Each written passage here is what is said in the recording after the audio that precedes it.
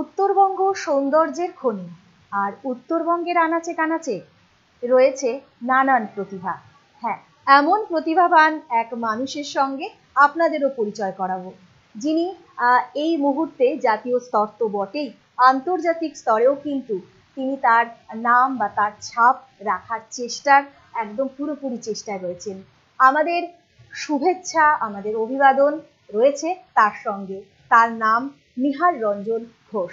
পাওয়ার লিফটার নিহার রঞ্জন ঘোষের সঙ্গে আজ আমরা রয়েছি আমাদের খবর সময় স্টুডিওতে। নিহার, আপনাকে আমাদের স্টুডিওতে স্বাগত। প্রথমেই শুভেচ্ছা, অবশ্যই অনেক অনেক শুভেচ্ছা আপনার জন্য। এবং যেটা আমরা অফ ক্যামেরা আপনার সঙ্গে গল্প করে যেটা জানছিলাম যে ইন্টারন্যাশনাল চ্যাম্পিয়নশিপ পাওয়ার লিফটিং এ আপনি যাচ্ছেন। তো এই যাওয়ার মুহূর্ত বা এই যাওয়ার আগের যে সময়টা, যখন আপনি জানলেন যে আপনি ওখানে সিলেক্ট হয়েছেন, যেতে পারছেন, তো সেই অনুভূতিটা একটু শেয়ার করুন আপনি। প্রথমত খুব কষ্ট আর খুব চাপের মধ্যে ছিলাম, কেননা এটা আমার ফাইনাল এবার সেকেন্ড পার্ট। আচ্ছা। কেননা এর আগে কোভিডের জন্য অলরেডি যেটা গ্রিসে হওয়ার কথা ছিল সেটা ক্যান্সেল হয়ে গেছে, যেহেতু এটা ব্রিটিশ পাওয়ার লিফটিং অর্গানাইজেশনের অ্যাফিলিয়েটেড বাই লন্ডন অথরিটি। তো এত দূর যাওয়া, এত এই অ্যাসোসিয়েশনের সাথে থাকা, আর এই অ্যাসোসিয়েশনের তরফ থেকে দার্জিলিং ডিস্ট্রিক্ট পাওয়ার লিফটিং অ্যাসোসিয়েশনের অশোক চক্রবর্তী আমাকে যথেষ্ট হেল্প করেছে। তারপরে সব থেকে বড় কষ্ট তখন পেয়েছিলাম যখন জানতে পারলাম যে কোভিড আর প্যান্ডেমিকের জন্য এটা ক্যান্সেল হয়েছে। আচ্ছা। তারপরে এটা আমার খুবই ভালো ভাগ্য, 18টা দেশ অংশগ্রহণ করছে। তার মধ্যে হচ্ছে আমাদের ইন্ডিয়াতেই এটা মহারাষ্ট্র নাগপুরে হচ্ছে। বাহ। তো প্রথম যেটা আপনি বললেন যে প্যান্ডেমিক সিচুয়েশনের জন্য এটা কিছু দিনের জন্য আটকে রয়েছে, তো এটা কি মনে হচ্ছে যে এটা একটা কোথাও না কোথাও একটা কি অলিম্পিকের বা আরো কিছু ভালোর একটা চাবিকাঠি রয়েছে এটার মধ্যে? হ্যাঁ, চাবিকাঠি অবশ্যই এই কারণে রয়েছে, অ্যাসোসিয়েশন এখন অনেকগুলো আছে, যেহেতু প্রত্যেকটা দলগতই ভাগ থাকে, কিন্তু প্লেয়ার একজনই থাকে। আচ্ছা। অ্যাসোসিয়েশন এখন যেরকম ভাবে প্লেয়ারদের সাথে চলছে, প্লেয়ার যেমন ভাবে চলছে, আমার মনে হয় সঠিকভাবে যদি প্লেয়ার তার খেলাটা জারি রাখে তাহলে সে যে কোনো জায়গায় তার খেলতে দেওয়া উচিত, অ্যাসোসিয়েশন দলগত ভাবে না হয়। তো আমি দেখলাম যে ব্রিটিশ পাওয়ার লিফটিং অর্গানাইজেশনের যে অ্যাফিলিয়েশনটা আছে, তো বিপিও যেটা, আর লন্ডন অ্যাফিলিয়েটেড, তাই আমি ভাবলাম যে তাহলে একবার বিদেশে যে খেলাগুলো হয় বেশিরভাগ ইন্ডিয়া রিপ্রেজেন্ট করে যেটাতে, তো ওটাতেও যাওয়ার চান্স থাকে। আর এটার একটা প্যারালাল এন্ট্রি কার্ড হয় কমনওয়েলথে, নিউজিল্যান্ডের ফেব্রুয়ারি মাসের 21 তারিখে হওয়ার কথা আছে, 2021। তো কিন্তু যেহেতু এরকম সিচুয়েশন, হয়তো এটা ইন্ডিয়াকে ওরা মানে চান্স না দেওয়ার চান্সেস বেশি আছে, যেটা গুগলেও এই খবরটা বেরিয়ে গেছে। আচ্ছা, তো এটা কোথাও না কোথাও একটা হয়তো নেগেটিভ একটা অবশ্যই দুঃখ কাজ করছে যে হয়েও একটা না হওয়ার একটা যন্ত্রণা। কিন্তু ওয়ার্ল্ড পাওয়ার লিফটিং চ্যাম্পিয়নশিপ ইন্টারন্যাশনাল যেটা ইন্ডিয়াতে হচ্ছে, ওটাতে যে এত দূর এসেছি ওটা যথেষ্ট। তো এই যে পথটা পাওয়ার লিফটিং এ আসা, এটা কিভাবে বা এটা শুরুটা কিভাবে হয়েছিল?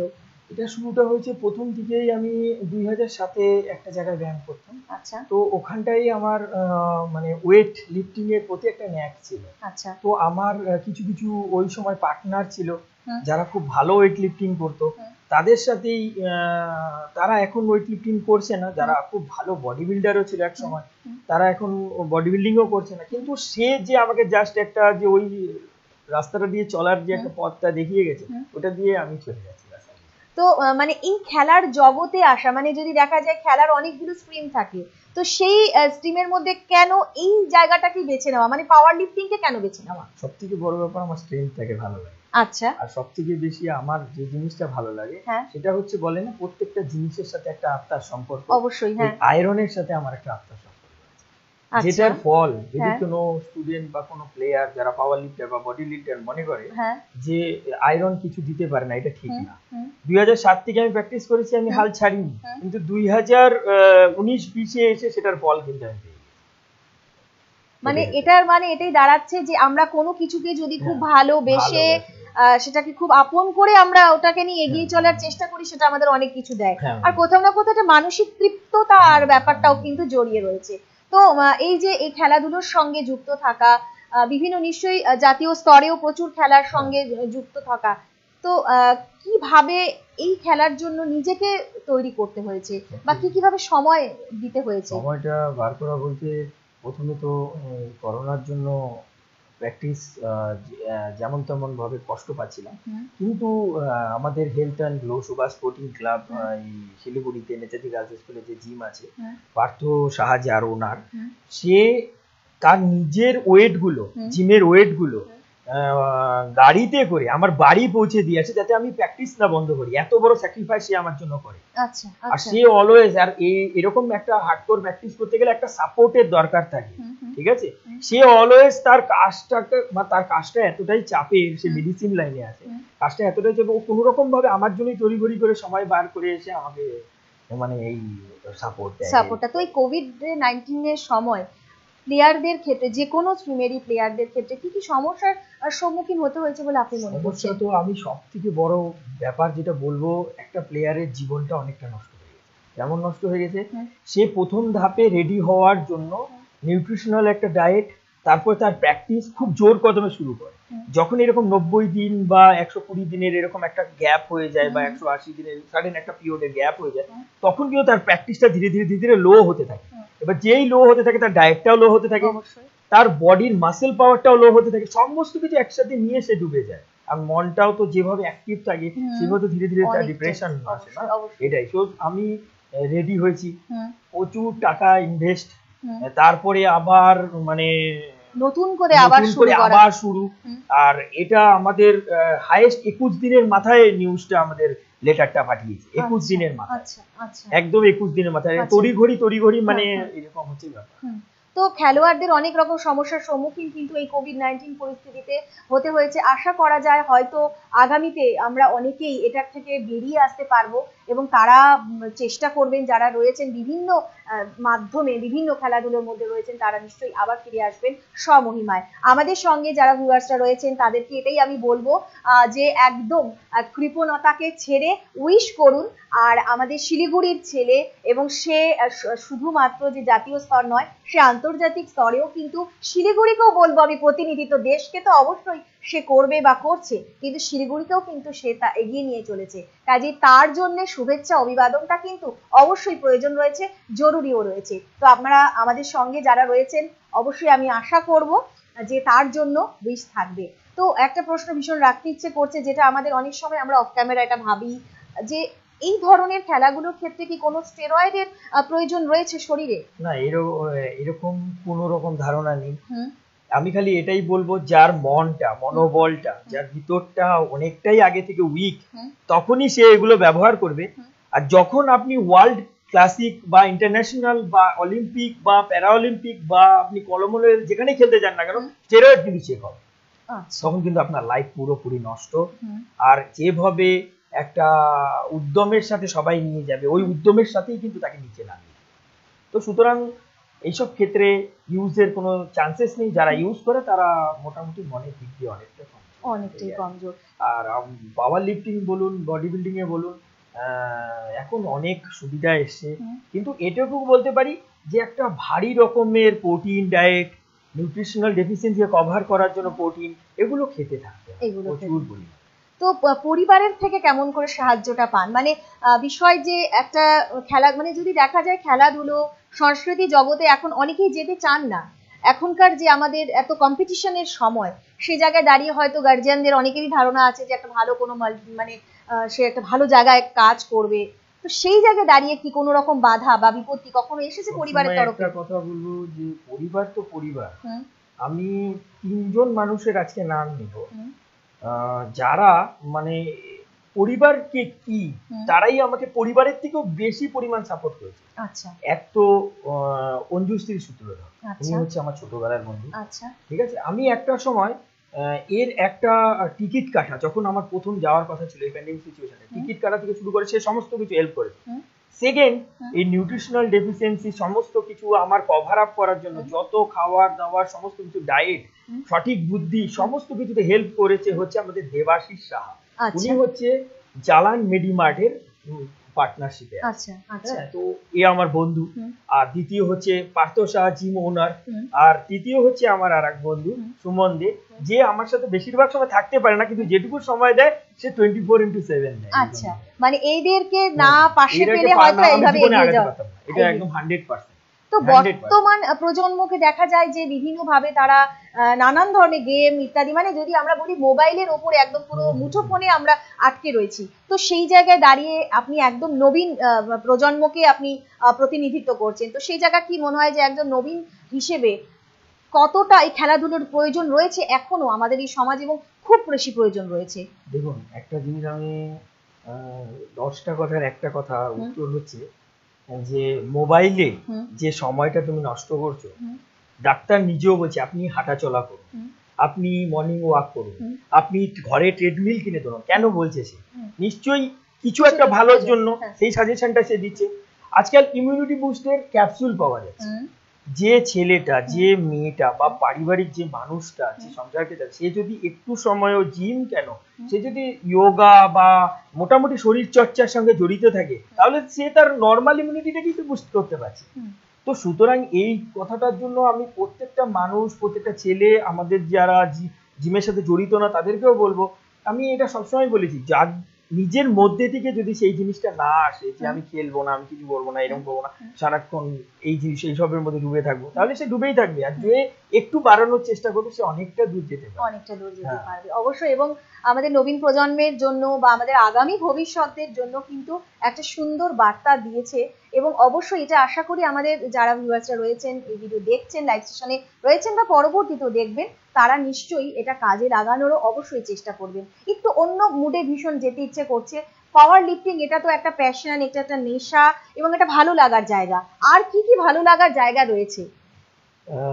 আমি তো এই জায়গাটা থেকে বেরোতে পারিনি। আচ্ছা। তাই আমার ভালো লাগার জায়গা বলতে এখানটায় আমি সময়টা দেই, বেশিরভাগ সময়টা এটাকে নিয়েই ভাবি, এই ডায়েটটা নিয়েই চলি। কখন আমি জিমে যাব সেটা ভাবি, তার জন্য কতটুকু আমাকে রেস্ট নিতে হবে সেটা ভাবি, আমার বন্ধু কখন আমাকে সাপোর্ট দিবে তাকে জ্বালাতন করি। তো সুতরাং এর বাইরে আমি মানে এর বাইরে যাওয়াই হয় না, একদম নয়, যাওয়া হয় না। যার জন্য আমার বন্ধু বান্ধব আমাকে খুব রাগ করে, আমার সাথে কথাও বলেন, রাগ হয়ে যায়, হয়তো বলে ফেলে যে আনসোশ্যাল, বলে ফেলে যে তুমি একদিন জিম করতে করতেই এখানটাই শেষ হয়ে যাবে। আমি বললাম যে তো বোধহয় এই প্যাশনটা না থাকলে কখনোই কোনো কাজে বোধহয় সফলতা আসে না, সত্যি তাই। আর আরো একটা যেটা ভীষণ ভাবে মানে জানতে আরো ভীষণ ইচ্ছে করতে, যে এই যে পাওয়ার লিফটিং এর যেটা, এটাতে কি মনে হয়, যেটা একটু আগেই আপনি বললেন যে ইমিউনিটি পাওয়ারটা বাড়ানোর কথা কিন্তু কোভিড-19 বলা হয়েছে, তো এটা তার মানে কি মনে হয় যে ব্যবহারিক জীবনে অনেকটা কার্যকরী হচ্ছে বা কার্যকরী হয়? না, কিন্তু এখন যে পরিস্থিতি দাঁড়িয়েছে তার পরিপ্রেক্ষিতে দাঁড়িয়ে এখন কিন্তু লোকজন একটু এগিয়েছে, একটু ভাবতে আরম্ভ করেছে, সচেতন হয়েছে, নিজের ব্যাপারেও একটু ভেবেছে। তারপরে পরিবেশ পরিস্থিতিটাও পাল্টেছে। আপনারা নিশ্চয়ই শুনতে পাচ্ছেন যে এই পলিউশন সবকিছুর জন্য কিন্তু এই পাখি, মাছ অনেক কিছু বেড়েছে কিন্তু। তো সুতরাং এরা যদি এমন ভাবে বাড়তে পারে তো নিজের শরীরের ইমিউনিটিটাও বাড়বে। কি পরিপ্রেক্ষিতে? শরীর চর্চার পরিপ্রেক্ষিতে। বাস আর কিছু। তো শরীর চর্চাতে কিন্তু জোর দিয়েছেন, সত্যি শরীর চর্চা ভীষণ কাজে। আচ্ছা, পাওয়ার লিফটিং এ রয়েছেন এবং অনেক খেতাব নিশ্চয়ই ঝুড়িতে এসেছে, তো জাতীয় স্তরে কোন মুহূর্তটা বেশি আপনার এখনো মনে আছে বা খুব স্মরণীয় হয়ে রয়েছে? সবথেকে বেশি স্মরণীয় হয়ে রয়েছে আমার যখন আমি স্টেট খেলতে যাই। আচ্ছা। যেটা হাওড়াতে হয়েছিল, আমাদের বেঙ্গল, যেটা বেঙ্গল পাওয়ার লিফটিং চ্যাম্পিয়নশিপ। আচ্ছা। তো ওটাতে আমি ফার্স্ট যে ট্রেনটা ছিল সেটা মিস করি। আমি ভাবি যে আমার মনে হয় যাওয়া হবে। আচ্ছা। কিন্তু আমার সেই বন্ধু আমাকে রাতারাতি ফ্লাইটের টিকিট কেটে আমাকে পাঠিয়েছে। তো আমি ভাবতাম যে আমার মনে হয় যাওয়া হবে না, কিন্তু আমার 75 ক্যাটাগরি বডি ওয়েট, আমার 75 ক্যাটাগরি বডি ওয়েটে টোটাল 42 মানে ছেলে ছিল, কম্পিটিটর ছিল। তো তার মধ্যে থেকে আমি যে এগোতে পারবো, সিলেক্ট হওয়া, মানে ওটা একটা স্মরণীয় মুহূর্ত হয়ে রয়েছে। আমি যে ওখানে চ্যাম্পিয়ন হতে পারবো। তো এই পাওয়ার লিফটিং এ যেটা এখনই বললেন যে 75 ক্যাটাগরি, তো এই ক্যাটাগরি গুলোকে কিভাবে ভাগ করা হয়, বা এটার কি মানে আপনি যেমন 75 এ এখন খেলছেন, এটাই আপনার থাকবে নাকি এটা বাড়ানোর কমানোর কিছু রয়েছে? এটা হচ্ছে ব্যাপারটা হচ্ছে একটা প্লেয়ার বডি বিল্ডিংই হোক বা পাওয়ার লিফটিংই হোক, সে তার ওয়েটটাকে মেনটেন করে। আচ্ছা যেমন 55 কেজি ক্যাটাগরি থেকে শুরু হয়, 65, 75, তারপরে হচ্ছে 85, তারপরে 100 অ্যাবাভ চলতে থাকে। তো কিন্তু যে পাওয়ার লিফটার 75 এ খেলে, সে যদি 85 এ যায়, তাহলে তার কম্পিটিশনের মডিউলটা পুরোটাই চেঞ্জ হয়ে যায়। আচ্ছা বুঝতে পারছেন, এই হচ্ছে ব্যাপার। আর তো সেক্ষেত্রে কি চেঞ্জ হয়, মানে খেলোয়াড়রা কি চেঞ্জ করে না? চেঞ্জ করে বলতে মনে করুন এই যে এই প্যান্ডেমিক আর করোনা সিচুয়েশন, বেশ কিছু বডি বিল্ডার যারা অনেক কষ্ট করে বডি তৈরি করেছিল, বা বেশ কিছু পাওয়ার লিফটার যারা রেডি হয়েছিল, তারা ওই বসে খেয়ে ওয়েট গেইন করে ফেলেছে। আর 21 দিনের মাথায় যখন আপনার কাছে রিপোর্ট চলে আসে, তখন কত তাড়াতাড়ি আপনি ওটাকে যতই কার্ডিও করুন, আপনি কত ফ্যাট বার্ন করবেন, কত ওয়েট লুজ করবেন। অবশ্যই। তো স্বপ্ন কি রয়েছে? একটা স্বপ্ন নিশ্চয়ই রয়েছে। আমার একটাই স্বপ্ন রয়েছে, আমার একবার যে করি হোক এই ইন্ডিয়াকে মানে দেশের বাইরে রিপ্রেজেন্ট করা, আর একটা ভালো পাওয়ার লিফটার হিসাবে সবার কাছ থেকে ভালোবাসা নেওয়া। অবশ্যই আমাদের প্রত্যেকের ভালোবাসা রয়েছে, সমগ্র শিলিগুড়িবাসী, উত্তরবঙ্গবাসীর ভালোবাসা নিশ্চয়ই রয়েছে। তো আমি চাইবো যে যারা এখনো উইশ করেনি তারা কিন্তু অবশ্যই উইশ করতে কিন্তু ভুলবেন না, কারণ আপনাদের সকলের উইশ নিয়েই কিন্তু সে এগিয়ে যাবে তার আগামী দিনের জন্য। তো অনেকক্ষণ কিন্তু আমরা একটু আলোচনা করে নিলাম। আর কি ভালো লাগে যদি বলি, যে আরো কিছু নিশ্চয়ই হবি রয়েছে, কিছু ভালো লাগার সময় রয়েছে, যেটা বললেন যে এর বাইরে কিছু ভাবতে একেবারেই নারাজ মন, কিন্তু তাছাড়া কিছু? তাছাড়া বলতে আমি বললাম না যে আমি এই কয়েকদিন ধরে কিছু ভাবতেই পারছি না, কারণ আমি বেশ কয়েকদিন ধরে ঘুমোচ্ছি না রাতে। কেন? কারণ এত পরিমাণ টেনশন হচ্ছে।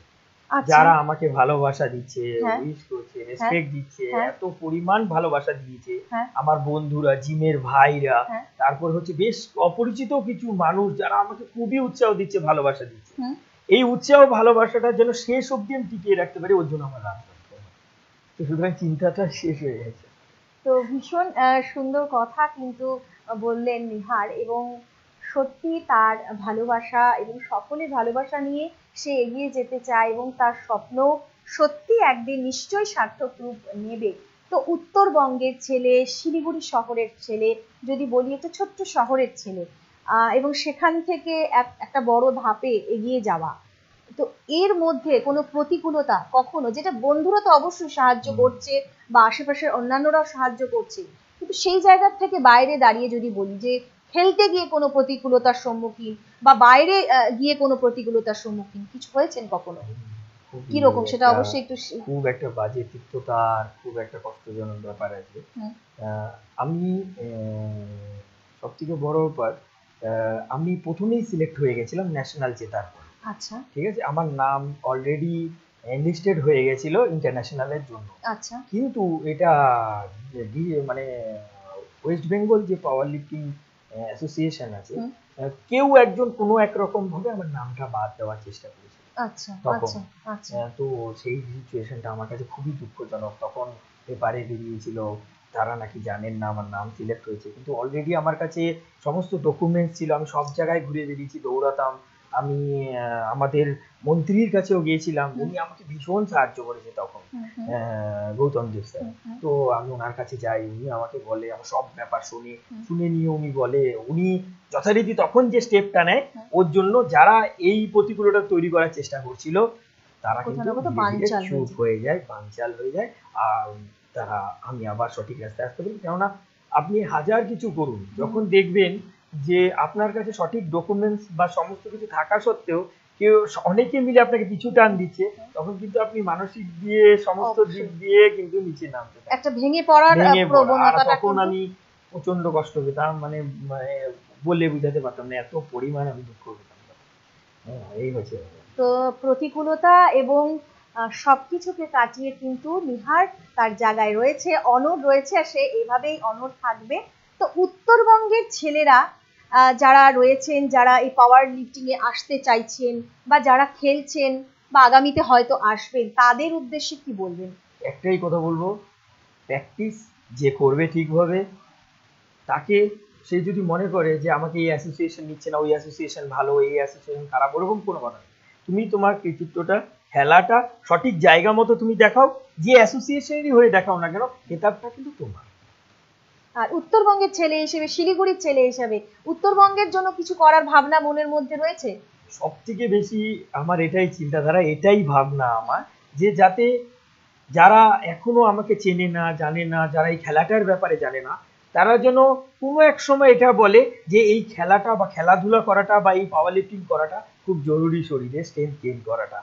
একটা দাদা ছিল যে এরকম করতো। মানে প্রত্যেকের অনুপ্রেরণা হওয়ার একটা ইচ্ছে রয়েছে। আর অবশ্যই একটা খেলোয়াড়ের সব থেকে বড় স্বপ্ন এটাই যে সে যখন তার নিজের দেশের জাতীয় পতাকাটাকে গায়ে নিয়ে আর সে যখন দাঁড়াবেন সবার সামনে, মাঠ ভর্তি মানুষের সামনে, সেই মুহূর্তটার জন্য বোধহয় অপেক্ষা করে প্রত্যেকটি খেলোয়াড়। আর সেই অপেক্ষায় বোধহয় রয়েছি আমরা সকলেও। অবশ্যই আপনাকে অনেক অভিবাদন আবারও। সব শেষে অনেকক্ষণ আমরা তার সময় থেকে অল্প সময় বাঁচিয়ে কথা বলে নিলাম, জানলাম তার ভালো লাগা না ভালো লাগা, কিছু দুঃখের কথাও বটে, কিন্তু অবশেষে এটাই দাঁড়াচ্ছে যে আমরা প্রত্যেকেই এটাই চাইবো যে নিহার এভাবেই এগিয়ে চলুন আর তার যে স্বপ্ন সেই স্বপ্ন একদিন ডানা মেলুক। আর আমাদের খবর সময় টিমের পক্ষ থেকেও কিন্তু নিহার এবং নিহারের সমস্ত বন্ধুদের, অবশ্যই যে বন্ধুদেরকে ছাড়া নিহার এগিয়ে যেতে পারতেন না, তাদের জন্য অনেক শুভেচ্ছা, ভালোবাসা। কথা তো এখান থেকে অবশ্যই জানি, কিন্তু নানা আপডেটের জন্য যেমন আপনাদের সঙ্গে রয়েছি, আপনারাও সঙ্গে রয়েছে। চোখ